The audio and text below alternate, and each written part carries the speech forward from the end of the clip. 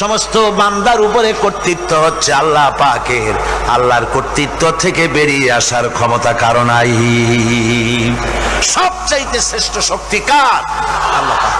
ওই আল্লাহ রাব্বুল আলামিন বলেছেন, চ্যালেঞ্জ করেছেন, যদি সম্ভব করতে পারো, অহংকার করতেছো, বড়াই করতেছো, যদি সম্ভব করতে পারো আমার জমিন থেকে বেরিয়ে যাও। যদি সম্ভব করতে পারো, অহংকার তো খুব করো, বাস করো আমার জমিনের উপরে, খাও আমার ফসল, জীবন আমি দিলাম, চক্ষু আমি দিলাম, আমার চোখ দিয়ে দেখো, আমার দেওয়া কান দিয়ে শোনো, আমার দেওয়া বিবেক দিয়ে চিন্তা করো, সব তো আমি দিয়েছি, তারপরেও যদি অহংকার করো। ইয়া মাশারাল জিন্নি ওয়াল ইনসি ইন ইসতাতাতুম আন তানফুযু মিন আকতারিস সামাওয়াতি ওয়াল আরদ ফানফুযু লা তানফুযুনা ইল্লা বিসুলতান। হে পৃথিবীর মানুষেরা, হে পৃথিবীর জিনেরা, ইয়া মাশারাল জিন ওয়াল ইনস, হে পৃথিবীর মানুষ, মনুষ্য জাতি এবং জিন, যদি সম্ভব করতে পারো তাহলে আমার ইহাতা থেকে, আমার জমিন থেকে, আমার জমিনের উপর থেকে বেরিয়ে যাও। এমন দেশে যাও যেখানে আমার সূর্য নাই, যেখানে আমার চন্দ্র নাই, যেখানে আমার আলো নাই, যেখানে আমার বাতাস নাই, অক্সিজেন নাই, আমার পানি নাই, এমন কোন জায়গা যদি পাও বেরিয়ে চলে যাও। যাওয়া যাবে? আর যারা জবাব দিলেন না তারা পারবেন বুঝি? যাওয়া যাবে? আল্লাহ পাক বলছেন, ফানফুযু লা তানফুযুনা ইল্লা বিসুলতান। আমার রাজত্ব থেকে, আমার ইহাতা থেকে, আমার পরিমণ্ডল থেকে, আমার কর্তৃত্ব থেকে বেরিয়ে যাওয়ার কোনো পথ নাই। কেউ বেরিয়ে যেতে পারবে না। আকাশ দিয়ে, জমিন দিয়ে পরিবেষ্টন করে রেখেছি, পালাবার উপায় নাই, ভাগবার জায়গা নাই। এই কথা মোমেন যখন পড়ে আস্তে করে মাথা নিচু হয়ে আসে, আমি কত দুর্বল আমার মহান আল্লাহর সামনে। সুবহানাল্লাহ। এই জন্য আমি বলি, কিসের বড়াই করবেন? কিসের বড়াই? বিদ্যার বড়াই। কতটা বিদ্যা অর্জন করেছেন, কতটুকু শিখেছেন? আপনার থেকে আরো অনেক শিক্ষাবিদ রয়েছেন, আবার তার থেকে আরো অনেক শিক্ষাবিদ রয়েছেন, কতটুকু শিখেছেন? এখনো ছাত্র অনেক কিছু আছে যা আপনি আজও জানতে পারেন নাই। সারা জীবন আমরা তালিবে ইলম, সারা জীবন আমরা ছাত্র। মুহাদ্দিস হন, মুফাসসির হন, প্রফেসর হন, প্রিন্সিপাল হন, যেই হন না কেন, চিকিৎসাবিদ, চিকিৎসা বিজ্ঞানী, রাষ্ট্রবিজ্ঞানী, দার্শনিক, যেই হোক না কেন, সব ছাত্র। সব কি? ছাত্র। বহু কিছু এমন আছে যা আজও মানুষ উদ্ধার করতে পারে নাই, শিখতে পারেনি। সুতরাং শিক্ষার বড়াই করবে। এরপরে অর্থের বড়াই করবা। কয়টা টাকার মালিক হয়েছে তুমি? টাকার বড়াই করে মানুষ। জিজ্ঞাসা করা হয়, মিয়া সাহেব রোজা রাখেন না কেন? কয় রোজা রাখবো, চাউলের অভাব আছে নাকি? না ধানের অভাব আছে, না টাকার অভাব আছে। নাউজুবিল্লাহ। কত টাকা হয়েছে? আল্লাহ রাব্বুল আলামিন যদি ইচ্ছা করেন এমন রোগ দিয়া দিতে পারেন, হার্টের ভিতরে ক্যান্সার দিয়ে দিতে পারেন, ব্রেনের ভিতরে টিউমার দিয়ে দিতে পারেন, রক্তের ভিতরে ক্যান্সার দিয়ে দিতে পারেন, হাড়ের ভিতরে ক্যান্সার ঢুকায় দিতে পারেন। এমন রোগ হয়ে যেতে পারে ডাক্তারের 14 গোষ্ঠী গুলে খেলেও রোগ ভালো হবে না। সারা জীবন যত টাকা কামাই করেছেন, গোষ্ঠী বেচলেও ঔষধের পয়সা হবে না। পারবে কিনা আমার আল্লাহ? জোরে বলেন, পারবেন কিনা?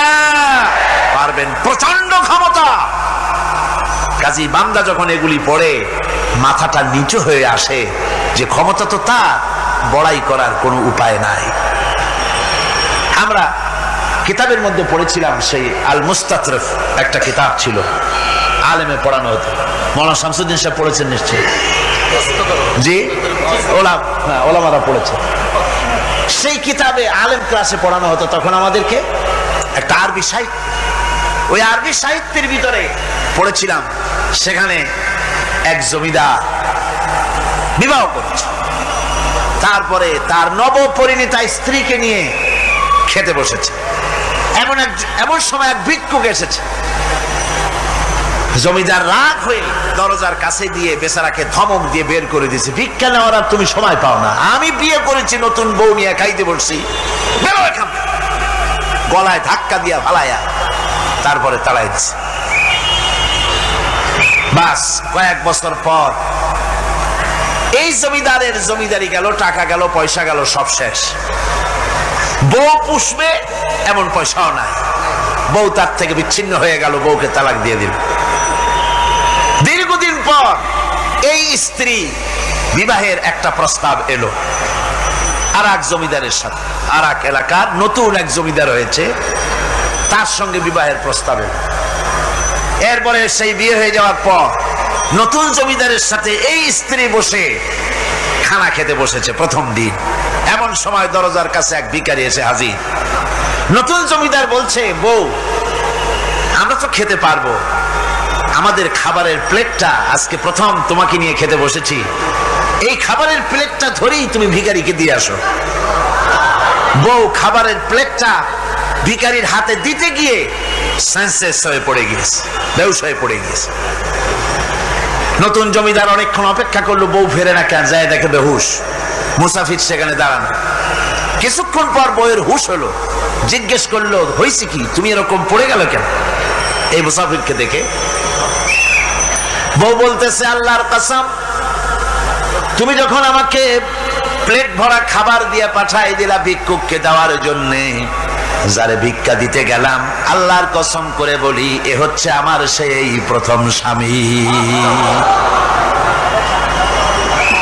এবার ওই জমিদার বলতেছে, তুমি যেমন কসম করে বলতেছো এই হলো তোমার প্রথম স্বামী, আমিও আমার আল্লাহর নামে কসম করে বলি, আমিও সেই ভিখারি যেদিন তোমরা খেতে বসেছিলে আর আমি ভিক্ষা নিতে গিয়েছিলাম, আমাকে দরজা থেকে তাড়ায় দিয়েছিলে।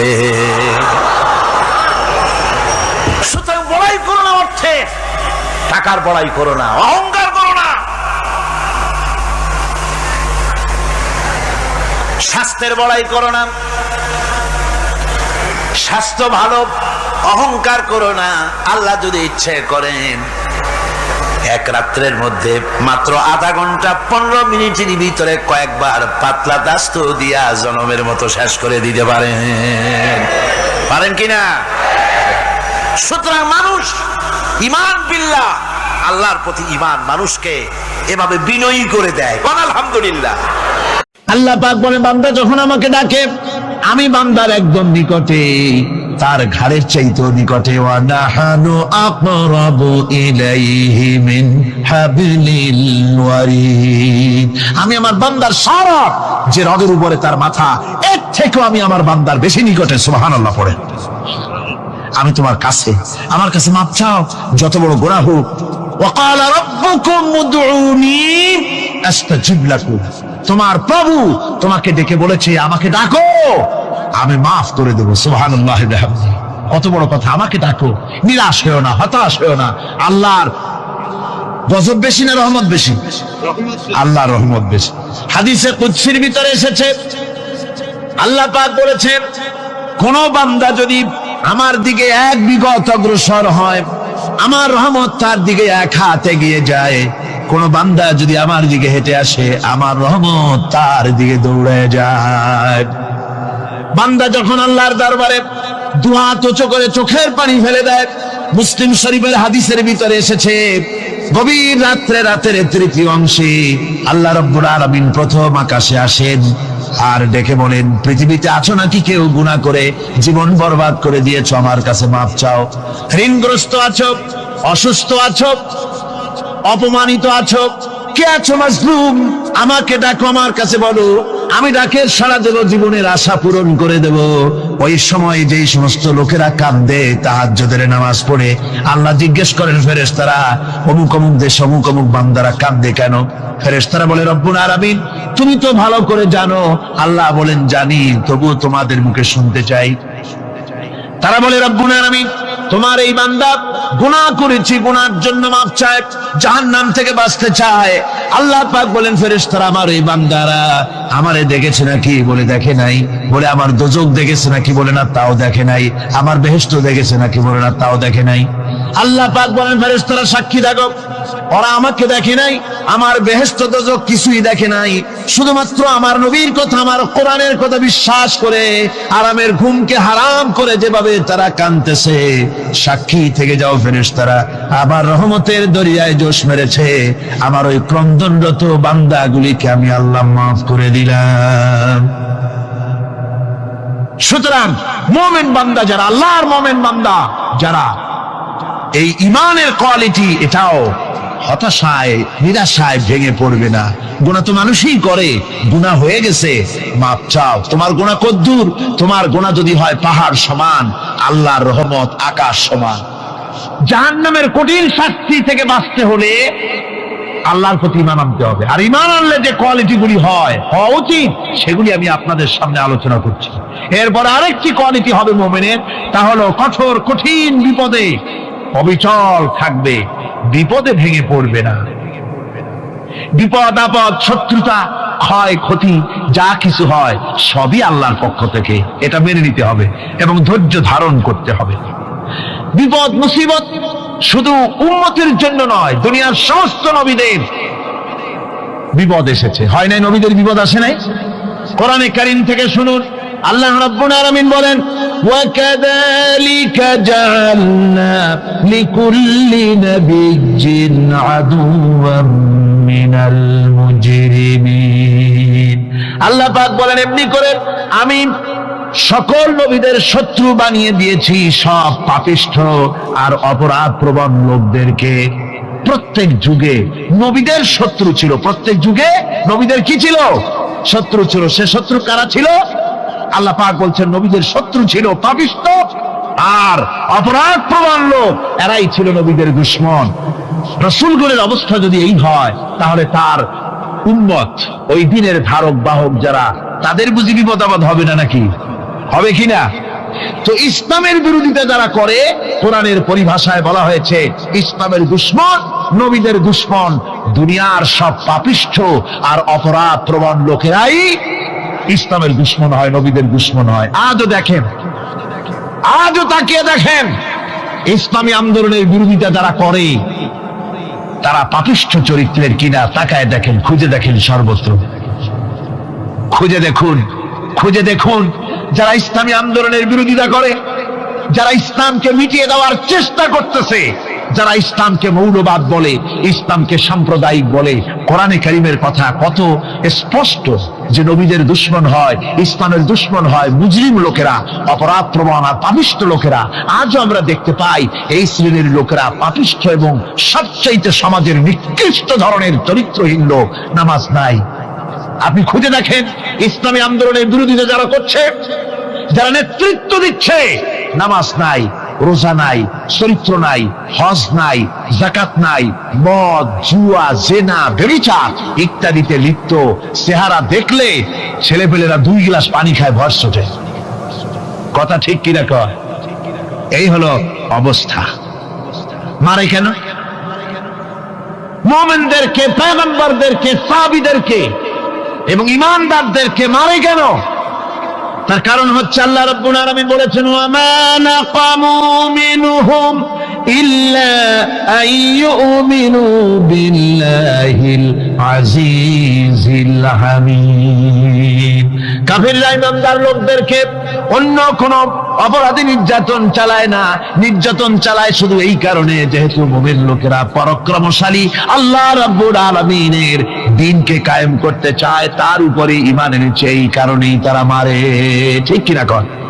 যুগে যুগে নবীদের উপরে, সাহাবীদের উপরে যে অত্যাচার হয়েছে, সেই অত্যাচার এই কারণেই হয়েছে, অন্য কোনো কারণে নয়। এই কঠিন বিপদে অবিচলতা এবং ধৈর্যের দৃষ্টান্ত নবীগণ পেশ করেছেন পৃথিবীর বুকে। আমরা দেখেছি ইব্রাহিম আলাইহিস সালামকে আগুনে ফালানো হয়েছে, আছে না কোরআন শরীফে? আমি কিন্তু গল্প করতেছি না, সব কোরআনের কথা। কিসের কথা? ইব্রাহিম আলাইহিস সালামকে আগুনে ফালানো হচ্ছে। অপরাধ কি? অপরাধ হচ্ছে হযরত ইব্রাহিম আলাইহিস সালাম দাওয়াত দিয়েছেন লা ইলাহা ইল্লাল্লাহ। জোরে পড়েন লা ইলাহা ইল্লাল্লাহ, লা ইলাহা লা ইলাহা ইল্লাল্লাহ মুহাম্মাদুর রাসূলুল্লাহ। হযরত ইব্রাহিম আলাইহিস সালাম দ্বীনের দাওয়াত দিয়েছেন, এক আল্লাহর দাওয়াত দিয়েছেন, ঈমানের দাওয়াত দিয়েছেন। আর কোন অপরাধ ছিল না। নমরুদ সহ্য করতে পারলো না।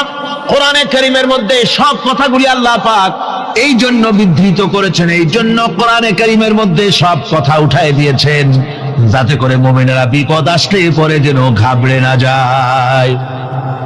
ইব্রাহিম আলাইহিস সালামকে আগুনে ফালানো হচ্ছে। ফেরেশতা বলছে, ইব্রাহিম তোমারে আগুনে ফালায় দাও, হতেছে আমার কাছে সাহায্য চাও, আমার কাছে ক্ষমতা আছে, আগুনগুলো উঠায় নমরুদের বংশ জ্বালায় দেব। হযরত ইব্রাহিম ফেরেশতার কাছে সাহায্য চাইছিলেন নাকি? তিনি বললেন, ফেরেশতা তোমার কাছে সাহায্য কেন চাইব? আমি তো এমন কোন অন্ধ আল্লাহর ইবাদত করি না যেই অন্ধ স্রষ্টা তার গোলামের দুঃখ দুর্দশা না দেখেন। আমি তোমার কাছে সাহায্য চাইব না। হযরত ইব্রাহিম আলাইহিস সালাম পাশ করলেন। কি বলেন, পাশ করছেন না? ঈমানের পরীক্ষায় পাশ। আগুনের মধ্যে হযরত ইব্রাহিমকে যখন ফেলানো হচ্ছে, রব্বুল আলামিন আগুনের প্রতি নোটিশ করে দিলেন, ইয়া নারু কুনি বারদাও ওয়া সালামান আলা ইব্রাহিম। আগুন আমার ইব্রাহিমের জন্য শান্তিদায়ক, ঠান্ডা হয়ে যা। এখন কি আর আগুনের বাপের ক্ষমতা আছে ইব্রাহিমের পোড়ানো? আর ক্ষমতা নাই। আমার বন্ধুগণ, ইব্রাহিম আগুনের ভিতরে আরামে বসা আছেন, আর ওদিকে নমরুদ বসে বসে দেখতেছে দূর থেকে। ইব্রাহিম তো জ্বলে না, গায়ের মধ্যে আগুন জ্বলে গেল। ডাক দিয়ে কয়, আগুন তোর হলো কি? কেন জ্বালাইতে পারিস না আমার দুশমন রে? হলোটা কি তোর? তোর কি জ্বালানো শক্তি বন্ধ হয়ে গেল নাকি? আগুনের ভিতর থেকে জবাব এলো, নমরুদ রে, আমার ভিতরে জ্বালানো শক্তি আছে কি নাই যদি প্রমাণ করতে চাও, টেস্ট করতে চাও, তুই নিজে আয়, তোরে শুদ্ধ তামাম দুনিয়া জ্বালাই দিতে পারি, ইব্রাহিমের এক গাছা পশমও জ্বালাইতে পারি না। তার কারণ হচ্ছে আমি হচ্ছি মাখলুক, আল্লাহ হচ্ছেন খালিক। আল্লাহ আমাকে বলেছেন না জ্বালাতে, তুমি 1000 বার বললেও আমি ইব্রাহিমকে জ্বালাইতে পারবো না। কোরআনে কারীমে ঘটনা বলে মুমিনদেরকে সাহস দেওয়া হচ্ছে, মুমিনেরা দ্বীনের কাজ করতে গিয়ে বিপদ আবাজ আসবে, ঈমানের দাবি হলো বিপদ আসবে, আর বিপদ আসলে ঘাবড়ায় যেও না, মুসিবতে পড়ে চিন্তায় পেরেশানে হয়রান হয়ে যেও না। বিশ্বকবি আল্লামা ইকবাল কি সুন্দর করে বলেছেন, আজ ভি হো জু ইব্রাহিম কা ইমা पैदा आग कर सकती है एक अंदाज गुलिस्तां पैदा। ইব্রাহিমের ঈমান যদি আজিও কোথাও হয় বিদ্যমান, করতে পারেন অগ্নিকুণ্ডে খুবসুরত এক গুলিস্তান। আজও যদি আগুনের ভিতরে কোন নমরুদ কোন ইব্রাহিমকে যদি ফেলে দেয়, আল্লাহ রাব্বুল আলামিন আজও আগুনকে ফুলের বাগান বানায়া দিবেন। সুবহানাল্লাহ। ভয় পাওয়ার কারণ নাই, চিন্তা করার কোনো কারণ নাই। আমার বন্ধুগণ, হযরতে হুদ আলাইহিস সালামকে যখন সমাজের লোকেরা, রাষ্ট্রের লোকেরা ঘিরে ফেলে দিল, সমাজ শক্তি, রাষ্ট্র শক্তি যখন তাকে ঘিরে ফেলে দিল, ষড়যন্ত্রের পাহাড় তুলে দিল, তারে মেরে ফেলে দিবে, হযরত হুদ দেশ থেকে তা পালায় গেলেন না, ভয় পেলেন না। হযরতে হুদ আলাইহিস সালাম বললেন, কোরআনে কারীমে হযরত হুদের কথা কোট করা হলো, ফাকিদুনি জামিআন সুম্মা লা তুনজিরুন। সম্মিলিতভাবে ষড়যন্ত্র করো আমার বিরুদ্ধে, সবাই মিলে ষড়যন্ত্র করো, সুম্মা লা তুনজিরুন, আর আমাকে এতটুকু অবকাশ তোমরা দিও না।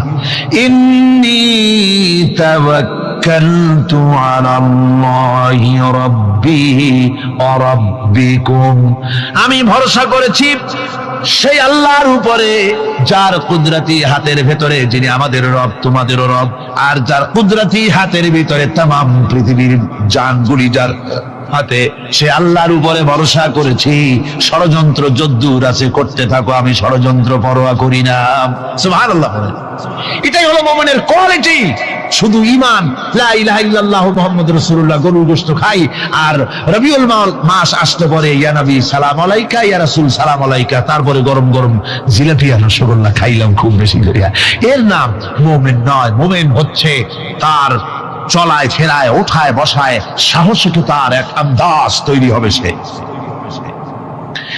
আমার ভাইয়েরা, বিপদে অবিচলতা আমাদেরকে পয়গম্বরেরা শিক্ষা দান করেছেন।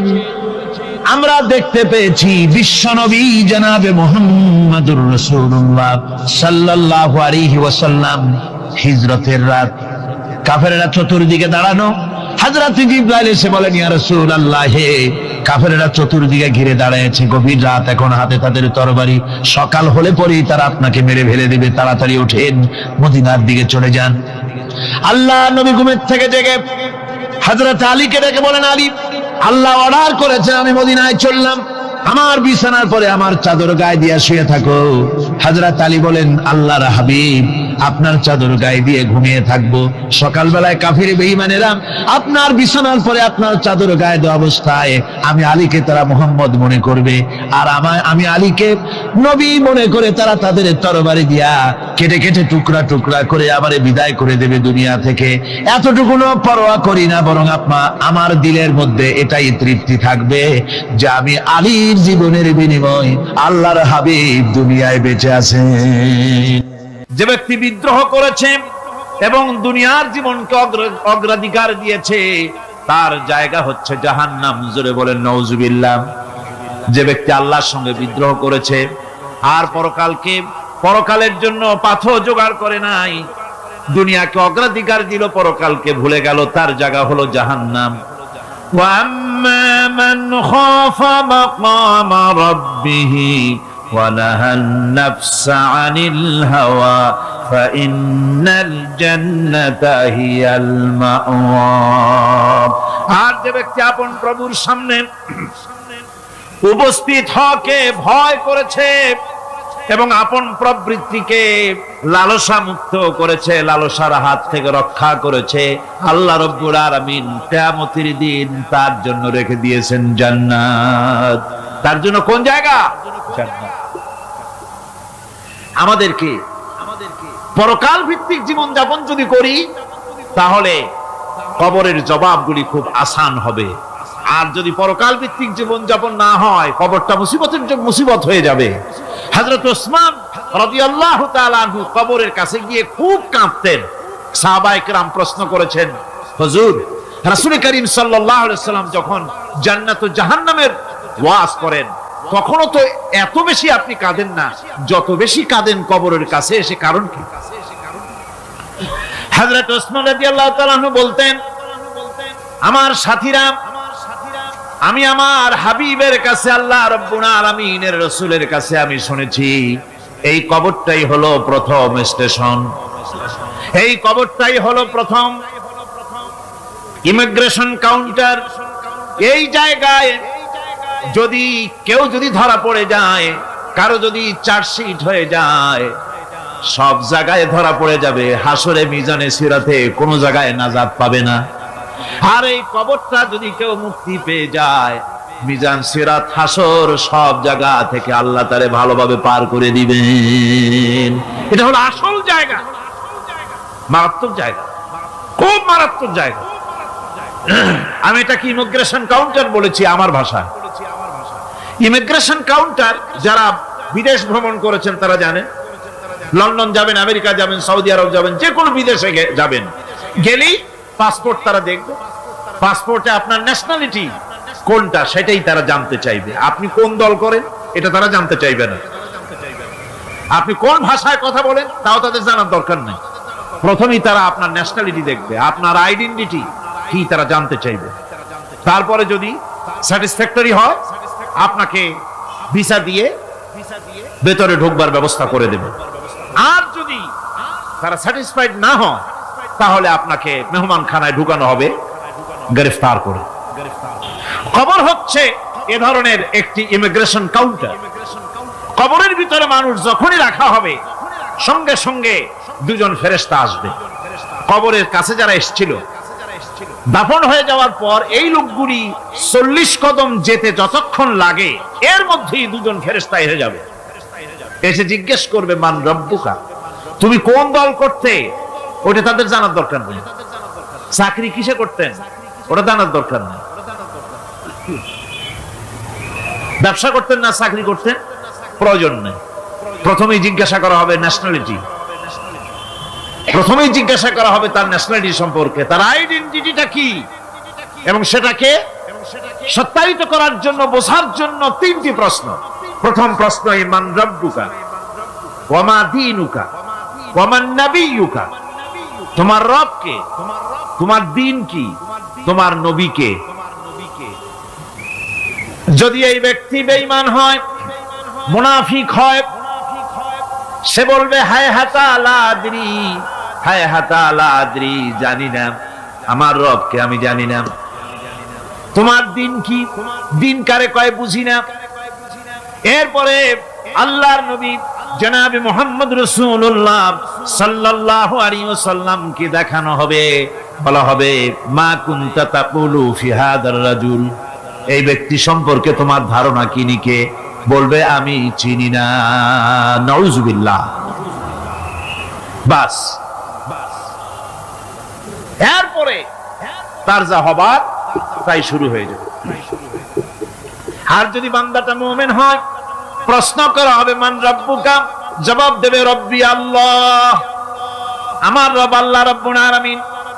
ওয়া মা দীনুকা, দীনুনা ইসলাম, আমার দিন হচ্ছে ইসলাম। এরপরে আল্লাহর নবীকে দেখানো হবে। কয়েক রকমের বর্ণনা আছে, কোন বর্ণনায় আছে হুজুরের আকারে দেখানো হবে, অথবা রাসূলকে সরাসরি দেখানো হবে। বলা হবে মা কুনতা তাকুলু ফি হাদার রাজুল, এই লোকটি সম্পর্কে ধারণা কি। মুমিন ব্যক্তি বলবে হাদা নবিয়ুনা মুহাম্মাদুর রাসূলুল্লাহ সাল্লাল্লাহু আলাইহি ওয়াসাল্লাম, ইনি আমার তো সেই নবী মুহাম্মাদুর রাসূলুল্লাহ সাল্লাল্লাহু আলাইহি ওয়াসাল্লাম। আমরা যেন এই রকমের জবাব দিতে পারি, আল্লাহ কবুল করো। সকলে জোরে বলেন আমিন। জবাব হয়ে যাওয়ার পর গায়ব থেকে আওয়াজ আসবে ফাফরিশু বিল জান্নাতি ওয়ালবিসু বিল জান্নাহ, ও আমার ফেরেশতারা আমার এই বান্দাকে জান্নাতের পোশাক পরায়া দাও আর কবরটাকে জান্নাতের বিছানা বিছায়া দাও। জান্নাতের পোশাক পরায়া দাও, জান্নাতের বিছানা বিছায়া দাও। ইলা মাদ্দা বাসারিহি, তার চোখের দৃষ্টি যত দূর যায় কবরটা ততটা প্রশস্ত করে দাও। এরপর বেহেশতের পোশাক পরাইয়া বেহেশতের বিছানা বিছায়া ফেরেশতা বলবে নম কানাউমুল উরুস, ঘুমিয়ে যাও। দুলামিয়া যেমন বাসর সজ্জায় নতুন বউ নিয়ে আরামে ঘুমায়, এরকম আরামে ঘুমায় যাও। ইলা ইয়াউমিল কিয়ামা, কিয়ামত পর্যন্ত ঘুমায় থাকবে, আরামে ঘুমিয়ে থাকবে। এরপরে সিংগায় ফুৎকার হবে, সিংগার ফুৎকারের আওয়াজে তার ঘুম ভেঙে যাবে। বলবে ইয়া ওয়াইলানা মান বা'থানা মিন মারকাদিনা, হায় আফসোস, আমার এত আরামের ঘুম থেকে কে আমাকে জাগ্রত করলো, আমার ঘুমটারে নষ্ট করলো কে। আওয়াজ আসবে হাদা মা ওয়াদার রহমান ওয়া সাদাকাল মুরসালুন, এটা হচ্ছে রহমানের সেই ওয়াদা, আর মুরসালিনরা নবীরা সত্য কথাই বলেছিলেন, সেই কিয়ামত অনুষ্ঠিত হচ্ছে। আমার বন্ধুগণ, সেজন্য এই দুনিয়ার মোহে পড়ে থাকলে পরে দুনিয়ায় যারা অগ্রাধিকার দিবে দুনিয়াকে পরকালের তুলনায়, জবাব দিতে পারবে না কবরের ভিতরে গিয়া। আর যারা পরকালকে অগ্রাধিকার দিবে, দুনিয়ার চাইতে পরকালকে বেশি অগ্রাধিকার দেবে, আর আল্লাহর ভয় কলিজার ভিতরে রাখবে, কবরের জবাব সঠিকভাবে দিতে পারবে, কিয়ামতের দিন আল্লাহ রাব্বুল আলামিন তাদের জন্য জান্নাত দান করবেন। জোরে বলেন আমিন। দুনিয়াটা হচ্ছে দুনিয়া যেখানে আমরা আছি। আমি আগেই বলেছি দুনিয়া হচ্ছে আদনা শব্দ থেকে এর উৎপত্তি হয়েছে, তুচ্ছ নিকৃষ্ট, এটার দাম নাই, এটার মূল্য নাই। হযরত ইবনে কাইয়িম রাহিমাহুল্লাহ নাওয়ারাল্লাহু মারকাদাহু ওয়া জাআলাল জান্নাতা মাথওয়াহু। হযরত ইবনে কাইয়্যিম তিনি বলছেন, সুন্দর করে বলছেন দুনিয়া সম্পর্কে, মা মাদা ফিদ দুনিয়া আহলামুন ওয়া মা বাকিয়া মিনহা আমানি ওয়াল ওয়াক্তু বাইনাহুমা দাইউন। মা মাদা ফিদ দুনিয়া আহলামুন, জীবনের যে অংশ ফেলে এসেছি সেটা আজ একটা স্বপ্ন। ওয়া মা বাকিয়া মিনহা আমানি, আর জীবনের যে অংশ সামনে বাকি আছে সেটা এখন একটা আকাঙ্ক্ষা। ওয়াল ওয়াক্তু বাইনাহুমা দাইউন, আর এর মাঝখান থেকে সময় সব চলে যাচ্ছে। কত বড় কথা চিন্তা করেছেন? জীবনের যে অংশ ফেলে এসেছি তা আজকে স্বপ্ন, তা আজ কি বলেন? স্বপ্ন। আর সামনে যা আছে সেটা আকাঙ্ক্ষা, আর মাঝখান থেকে সময় সব চলে যাচ্ছে। এরপরে তিনি বলছেন, وَمَنْ يَسْحَبِ الدُّنْيَا يَكُنْ مِثْلَ قَابِضٍ عَلَى الْمَاءِ خَالَتْهُ فُرُوجُ الْأَصَابِعِ। দুনিয়াদারের অবস্থা হচ্ছে এই, কেউ যদি দুই হাতে পানি খামসায় ধরে, দুই হাতে কি ধরছে বলেন? দুই হাতে পানি খামসায় ধরেছে, খুব মজবুত করে ধরেছে, 2 মুঠ পানি। বলেন থাকবে কতটুকু? কতটুকু থাকবে? 1 ফোঁটাও থাকবে না। কারণ তার আঙ্গুলের ফাঁক তার সাথে খেয়ানত করবে, আঙ্গুলের ফাঁক দিয়া পানিগুলি সব বেরিয়ে চলে যাবে। সুতরাং দুনিয়া যারা চায় তারা ঠিক পানি খামসায় ধরলে পানি যেমন হাতের ভেতর থেকে খেয়ানত করে চলে যায়, যারা দুনিয়া চায় দুনিয়াও তাদেরকে এভাবে ফাঁকি দিয়ে চলে যায়। তবুও দুনিয়ার মায়া মানুষের এত বেশি। আল্লাহর নবী বলেন, লাউ কানা লি ইবনি আদামা ওয়াদিন মিন যাহাবিন লাহাব্বা ইয়াকুনা লাহু সারিন। এই পৃথিবীতে যদি কাউকে একটা মাঠ ভরে যদি সোনা দেওয়া যায়, লোকটা বলবে রব্বুল আলামিন, আমি যদি আরেকটা মাঠ এরকম সোনা ভরা পেতাম। দ্বিতীয় আরেকটা মাঠ দেওয়া হলে আবার বলবে যদি তৃতীয় আরেকটা মাঠ সোনা ভরে যদি পেতাম। নবীজি বলেন, ওয়ালা ইয়ামলাউ জাওফু ইবনু আদামা ইল্লা তুরাব। মানুষের পেট 3.5 হাত মাটি ছাড়া, কবরের মাটি ছাড়া মানুষের পেট ভরবে না। আরো চাই, আরো চাই, চাওয়ার কোনো শেষ নাই। মানুষ এভাবে করে দুনিয়ার মহব্বতে এমনি পাগল হয়ে যায়, শুধু দুনিয়ার মহব্বত, পরকালকে বেমালুম ভুলে যায়। আমি কিন্তু এই কথা বুঝাতে চাই নাই যে পরকালের মহব্বতে, পরকালের ভয়তে বা পরকালের জন্য দুনিয়া আপনি বাজার ঘাট, বেচা কিনা, ব্যবসা বাণিজ্য সবকিছু ভুলে যান না, তা নয়। ভুল বোঝার কোনো কারণ নাই। পরকালকে অগ্রাধিকার দিতে হবে, মানে দুনিয়াটা চিরস্থায়ী জায়গা নয়। চিরস্থায়ী হচ্ছে কোনটা? আখিরাত। চিল্লা এখন কোনটা? সুতরাং এখানে যা করতে হবে, আখিরাতের জবাবদিহিমূলক জীবন যাপন করতে হবে। আপনি ব্যবসা করবেন, ওজনে কম দিতে পারবেন না। আপনি খাদ্যে ভেজাল দিতে পারবেন না, চুরি করতে পারবেন না, ডাকাতি করতে পারবেন না, জেনা করতে পারবেন না, বদমাশি করতে পারবেন না, মদ খেতে পারবেন না, সন্ত্রাসী হতে পারবেন না, হাইজ্যাকার হতে পারবেন না, চাঁদাবাজ হতে পারবেন না, মুনাফাখোর হতে পারবেন না, আপনি চোরা কারবারি হতে পারবেন না, ঘুষখোর হতে পারবেন না, সুদখোর হতে পারবেন না। এই সব কাজ পরকালকে বিশ্বাস করলেই এ সমস্ত কাজ থেকে মানুষ বিরত থাকতে পারে। কথা ঠিক কিনা? এটাই হচ্ছে